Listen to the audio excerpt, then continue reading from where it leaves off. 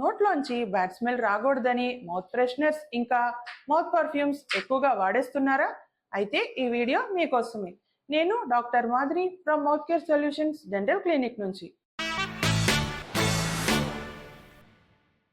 చాలా మంది వాళ్ళ నోట్లోంచి దుర్వాసన వస్తుంటే దాన్ని పట్టించుకోకుండా ఏదో టెంపరీగా మౌత్ పర్ఫ్యూమ్స్ మౌత్ ఫ్రెషనర్స్ వేసి మేనేజ్ చేసేస్తూ ఉంటారు. ఈ మౌత్ పర్ఫ్యూమ్స్ వాడటం వల్ల ఏదో గంటలు గంటలు మౌత్ ఏదో ఫ్రెష్గా ఉన్నట్లు ఫీల్ అవుతూ ఉంటారు. కానీ అది నిజం కాదండి. ఈ మౌత్ పర్ఫ్యూమ్స్ ఏదో కొద్దిసేపు మాత్రమే పనిచేస్తాయి. అసలు ఈ కారణం ఎక్కడి నుంచి వచ్చిందో కనుక్కొని దాన్ని మూలం నుంచి తొలగించాలి. అసలు ఈ నోటి దుర్వాసన ఎందుకు వస్తుంది అని మీరు ఎప్పుడన్నా ఆలోచించారా? మీ నోట్లో ఉన్న ఆహారం పళ్ళ మధ్యలో ఇరుక్కుపోయినప్పుడు, టంగ్ సరిగ్గా క్లీన్ చేసుకోకపోయినప్పుడు, లేదన్నా గమ్ ఇన్ఫెక్షన్స్ ఉన్నప్పుడు మీ నోట్లోంచి ఎక్కువగా వాసన అనేది వస్తూ ఉంటుంది. ఇలాంటి ప్రాబ్లమ్స్ అనేవి మీకు రాకుండా ఉండాలంటే మంచిగా బ్రష్ చేసుకోవాలి. టంగ్ని క్లీన్ చేయడం కూడా మర్చిపోకూడదు.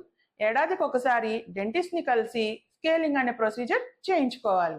మా వీడియో మీకు నచ్చినట్లయితే లైక్ చేయండి, కమెంట్ చేయండి మరియు షేర్ చేయండి.